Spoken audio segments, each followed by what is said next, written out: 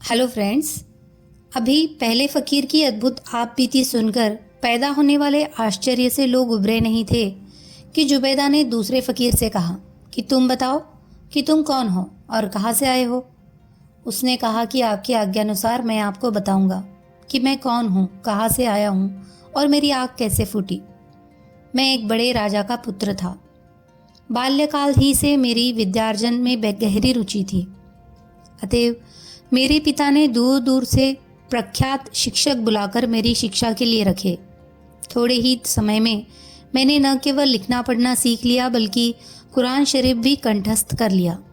इसके अतिरिक्त नबी के कथनों यानी हदीसों और धर्म और दर्शन शास्त्र की शिक्षा भी प्राप्त कर ली। इसके अतिरिक्त भांति भांति के कला कौशल भी सीख लिए और इतिहास, पहेली और मनोरंजन वार्ता में भी पारंगत हो गया। मैंने काव्य शास्त्र और गणित में भी अच्छा अभ्यास कर लिया, जैसा एक राजकुमार होने के नाते मुझसे आशा की जाती थी। इन सब के साथ ही मैंने सुलेखन में भी दक्षता प्राप्त कर ली और अरबी लिपि की सातों लेखन पद्धतियों का मुझे ऐसा अभ्यास हो गया जैसे मेरे जैसा सुलेखक दूर दूर तक नहीं पाया जाता था। इतने गुणों और कौशलों को प्राप्त करने पर भी मैं अपने दुर्भाग्य के लेख को न मिटा सका और इस दुरावस्था में पहुंच गया जो तुम लोग देख रहे हो। हुआ यह कि मेरे विद्यार्जन और कला कौशल में पारंगत होने की ख्याति जब दूर दूर पहुंची तो हिंदुस्तान के बादशाह ने मुझे देखने की इच्छा प्रकट की। उसने मुझे भेंट करने के लिए एक दूत के हाथ बहुत सी बहुमूल्य वस्तुएं भेजी और संदेशा भिजवाया कि मैं जाकर उससे मिलूं। मेरे पिता इस बात से बड़े प्रसन्न हुए क्योंकि एक महान सम्राट से उनके संबंध बन रहे थे। फिर राजकुमार होने के नाते मुझे देश देश की जानकारी और राजाओं महाराजाओं से मेलजोल बढ़ाना ही चाहिए था। अतएव मैं अपने पिता की आज्ञानुसार थोड़ी सी यात्रा की सामग्री और कुछ चुने हुए सेवक लेकर हिंदुस्तान की ओर रवाना हुआ, क्योंकि बड़ी सेना ले आने की न तो आवश्यकता ही थी न यह बात उचित ही होती। कुछ दिन तक चलने के बाद हम लोगों को 50 के लगभग घुड़सवार डाकुओं ने घेर लिया और सबसे पहले वे 10 घोड़े पकड़ लिए जिन पर मेरे माता पिता की ओर से हिंदुस्तान के बादशाह को भेंट में दी जाने वाली बहुमूल्य वस्तुएं लदी थी। मेरे सेवकों ने कुछ देर तक डाकुओं का सामना किया किंतु हार गए। मैंने ये सोचकर कि डाकुओं पर रोक पड़ेगा उनसे कहा कि मैं हिंदुस्तान के बादशाह का दूत हूँ। उसने घृणापूर्वक कहा, हमें हिंदुस्तान के बादशाह की क्या परवाह है। हमने न तो उसके शासित देश में रहते हैं न उसके नौकर है। फिर उन डाकुओं ने हम लोगों पर आक्रमण किया। हम भी कुछ देर तक लड़े लेकिन उनका क्या सामना करते। मेरे कई साथी मारे गए और मैं भी घायल हो गया और मेरा घोड़ा भी। नितांत मैं जान बचाकर अपने घोड़े पर भाग निकला और डाकुओं की पहुंच से दूर हो गया। कुछ दूर तक दौड़ने के बाद मेरा घोड़ा भी थकन और घावों के कारण गिरकर मर गया। मैंने भगवान को धन्यवाद दिया कि माल असबाब जाता रहा लेकिन जान तो बच गई। किंतु मैं नितांत अकेला और द्रव्यहीन था। यह डर भी था कि कहीं डाकुओं ने देख लिया तो बगैर जान से मारे न रहेंगे।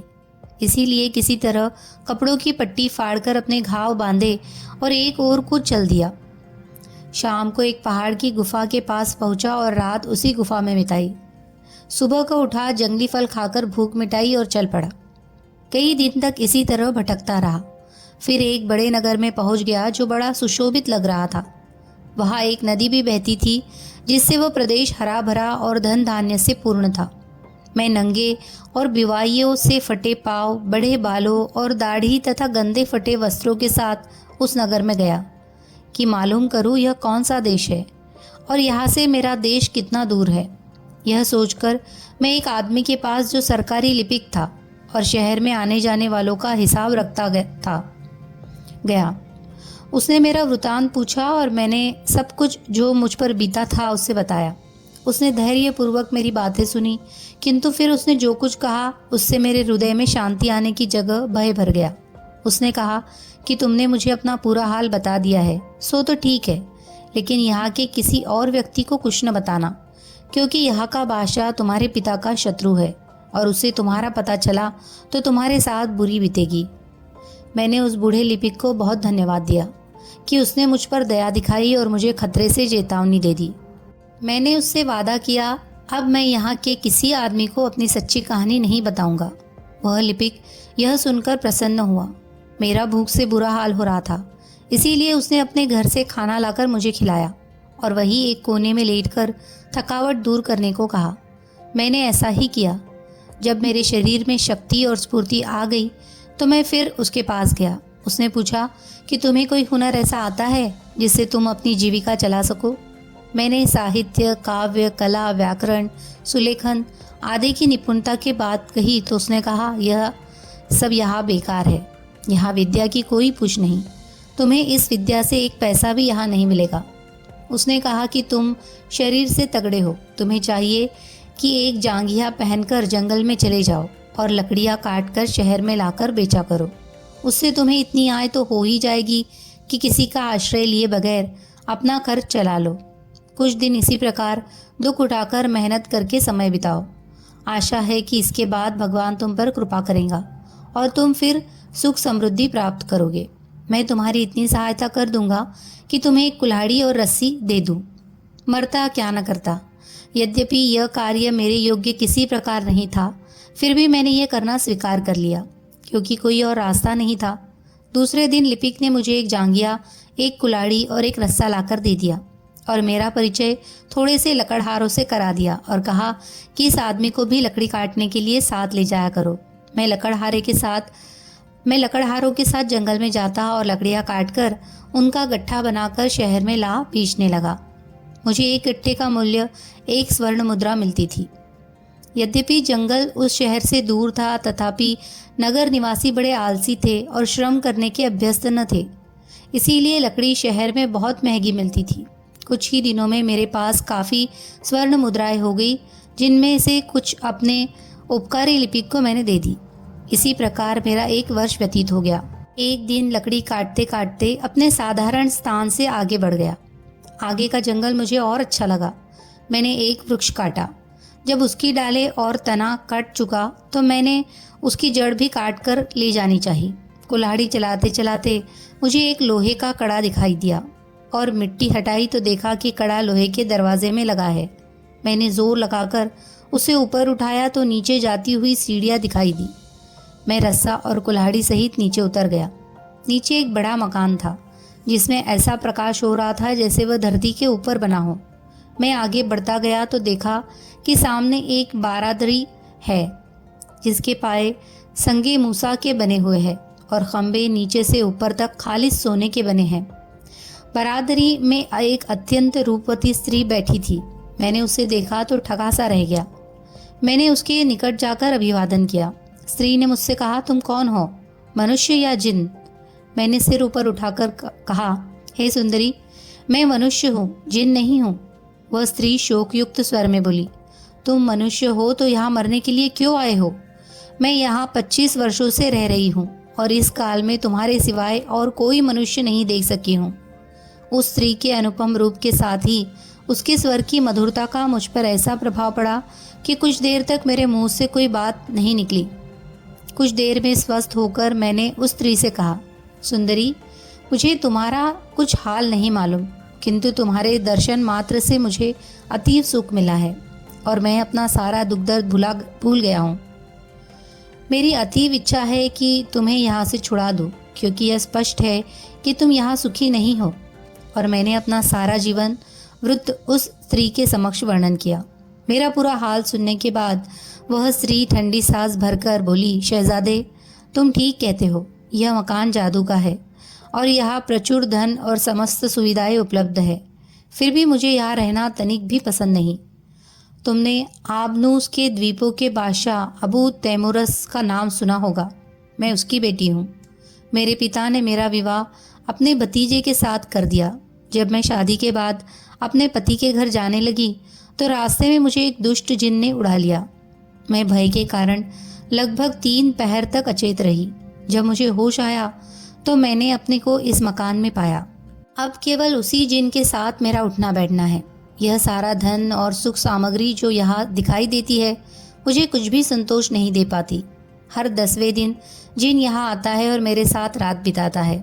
उसका विवाह पहले तो उसी की जाति की एक स्त्री से हो चुका है और वह अपनी स्त्री के भय से मेरे पास इससे अधिक नहीं रह पाता। 10 दिन के अंदर यदि किसी दिन मैं उसे बुलाना चाहूँ तो उसका भी प्रबंध उसने कर दिया है। यदि मैं यह इधर रखा हुआ जादू का यंत्र छू दूँ तो उसे खबर हो जाती है कि और वो आ जाता है। स्त्री ने आगे कहा, उस जिन को यहाँ से गए 4 दिन हो गए हैं। वह 6 दिन बाद फिर यहाँ आएगा। यदि तुम्हें यहाँ की सुख सुविधाएं और मेरा साथ पसंद है तो 5 दिनों तक यहाँ आराम से रह सकते हो। मैं तुम्हारा हर प्रकार से आदर सत्कार करूंगी और तुम्हें सुख पहुंचाऊंगी। मैं उसकी बातें सुनकर बड़ा प्रसन्न हुआ। मुझे इसमें क्या आपत्ति हो सकती थी कि ऐसी सुंदरी के साथ रहूं। मैंने बड़ी प्रसन्नता से यह बात स्वीकार कर ली। वह मुझे एक स्नानागार तक ले गई। मैंने अंदर जाकर अच्छी तरह स्नान किया और बाहर निकला। वह मेरे पहनने के लिए जरी के वस्त्र ले आई। मैंने वह शाही पोशाक पहनी तो वह मुझे देखकर मुझ पर और भी कृपालु हो गई। फिर एक सजे हुए दालान में उसने मुझे एक सुनहरे कमख्वाब की मसनद पर बिठाया। वह नाना प्रकार के स्वादिष्ट व्यंजन लाई और हम दोनों ने साथ बैठकर भोजन किया। दिन भर हम लोग इधर उधर की बातें करते रहे। रात के भोजन के बाद उसने अपने साथ मुझे सुलाया। सुबह होने पर उसने और भी स्वादिष्ट व्यंजन बनाए और मेरे विशेष सत्कार के लिए पुरानी शराब की बोतलें ले आई। मैं बहुत सी शराब पीकर मदमस्त हो गया। मैंने उससे कहा, प्रिय, तुम 25 वर्षों से इस मकान में, जिसे कब्र कहना चाहिए, बंद हो। यह बात ठीक नहीं है। तुम मेरे साथ यहाँ से निकल चलो और बाहर की ताज़ा हवा खाओ। इस दिखावे के ऐश आराम को छोड़ो, क्योंकि यह जादू से अधिक कुछ नहीं है। तुम मेरे साथ चलो। वह सुंदरी बोली, ऐसी बातें जिह्वा पर भी न लाना। तुम जिसे सूर्य का प्रकाश कहते हो वो मैं भूल चुकी हूँ। मुझे यही रहने की आदत पड़ गई है। मुझे यही रहने दो। एक दिन छोड़कर, जबकि वह जिन यहाँ आता है, तुम बाकी 9 दिन यहाँ आराम से रह सकते हो। मुझे नशा चढ़ गया था। मैंने कहा, तुम उस जिन से इतना डरती क्यों हो? मैं तुम्हारे लिए अपनी जान भी दे सकता हूँ। मैं इस जादू के यंत्र को, मैं उसकी जादुई लिखावट के तोड़ फोड़ कर बराबर कर दूंगा। अपने जिन को आने दो। मैं भी तो देखूँ उसमें कितनी ताकत है। मैंने निश्चय कर लिया है कि संसार के सारे जिन्नों का अंत कर दूंगा और सबसे पहले इसी जिन को मारूंगा जिसने तुम्हें कैद कर रखा है। वह स्त्री भली भांति जानती थी कि मेरी मूर्खता का क्या फल होगा। उसने मुझे बहुत समझाया, हर तरह रोका, कस्में दी कि यंत्र को छुआ तो हम दोनों मारे जाएंगे, क्योंकि उस जिन की शक्ति को मैं जानती हूँ, तुम नहीं जानते। मैं नशे में धुत था, इसीलिए मैंने उसकी चेतावनी को अनसुना कर दिया और ठोकर मारकर जादू के यंत्र को तोड़ डाला। यकायक ही सारा मकान कांपने लगा और एक महाभयानक शब्द हुआ। सारी रोशनियां बुझ गई और अंधकार छा गया, जिसमें रह रहकर बिजली चमकने लगती थी। यह हाल देखकर मेरा नशा हिरन हो गया। मैंने सोचा कि वास्तव में मुझसे भयानक भूल हो गई। मैंने अब उस सुंदरी से पूछा कि क्या करना चाहिए। उसने कहा कि मुझे अपने प्राण जाने का भय नहीं। मैं तो वैसे ही दुखी थी। तुम्हारी जान को ज़रूर खतरा है और इसी से मैं अत्यंत व्याकुल हूँ। तुमने खुद ही अपनी जान के लिए यह आफत मोल ले ली। अब यहाँ से तुरंत भागकर जान बचाओ। यह सुनकर मैं ऐसा बेतहाशा भागा कि अपनी कुल्हाड़ी और रस्सा भी वही भूल गया और गिरते पड़ते उस सीढ़ी तक आया जिससे उतरकर उस मकान में गया था। इतने में वह जिन भी अत्यंत क्रुद्ध होकर वहां आ पहुंचा और गरज कर स्त्री से पूछने लगा, तूने मुझे क्यों बुलाया है? वह डर के मारे पत्ते की तरह कांपने लगी और बोली, मैंने तुम्हें बुलाया नहीं है। मैंने इस बोतल से थोड़ी सी मदिरा पी ली थी। मुझ पर ऐसा नशा चढ़ा कि हाथ पांव काबू में न रहे। नशे की हालत में मैंने इस यंत्र पर पांव रख दिया, जिससे ये टूट गया। जिन ने यह सुनकर और भी कुपित हुआ और बोला, तू झूठी, मक्कार और दुराचारिणी है। इस कुल्हाड़ी और रस्से को यहाँ कौन लाया है? स्त्री बोली, मैं तो इन्हें अभी अभी देखा है। तुम भागते दौड़ते आए हो, इसीलिए तुम्हारे साथ लगी हुई यह चीज़ें आ गई होगी। तुमने अपनी जल्दी में ध्यान न रखा होगा कि तुम्हारे पास कुल्हाड़ी और रस्सा भी है। इस पर जिन का क्रोध और भी बढ़ा। उसने स्त्री को भूमि पर पटक दिया और उसे निर्दयता से पीटने लगा और साथ में गालियां भी देने लगा। स्त्री तड़पने और रोने चिल्लाने लगी। उसका करुणा क्रंदन मुझसे नहीं सुना जाता था, लेकिन मैं कुछ कर भी नहीं सकता था। मैंने स्त्री के दिए वस्त्र उतारे और वही फटे पुराने लकड़हारों के वस्त्र पहन लिए जिन्हें पहनकर मैं पिछले दिन आया था। फिर मैं सीढ़ी से ऊपर चढ़कर ऊपर आ गया। मैं अपने का बराबर कोसता जा रहा था कि मेरी मूर्खता और जिद्दीपन के कारण उस बेचारी स्त्री पर अत्याचार हो रहा है। बाहर आकर मैंने फिर सीढ़ी के मुंह पर लोहे का दरवाज़ा रखा और उस पर मिट्टी डालकर उसे छुपा दिया। फिर मैंने पिछले दिन की जमा की हुई लकड़ियाँ किसी तरह बांधी और नगर में आकर लकड़ी का कट्टा बेच दिया। फिर भी मैं बराबर सोच रहा था कि न जाने उस सुंदर स्त्री पर क्या बीत रही होगी। लकड़ी बेचकर जब मैं अपने निवास स्थान पर आया तो लिपिक मुझे देखकर अत्यंत प्रसन्न हुआ। उसने कहा कि तुम कल नहीं आए तो मुझे बड़ी चिंता हो गई थी। मैंने सोचा कि कहीं ऐसा तो नहीं है कि यहाँ के बादशाह को तुम्हारे यहाँ पर रहने की बातें मालूम हो गई हो और उसने तुम्हें पकड़वा मंगाया हो। भगवान का लाख लाख धन्यवाद है कि तुम सकुशल वापस आ गए। मैंने उसकी बातों पर उसे हृदय से धन्यवाद दिया किंतु यह न बताया कि कल मेरे साथ क्या बीती थी।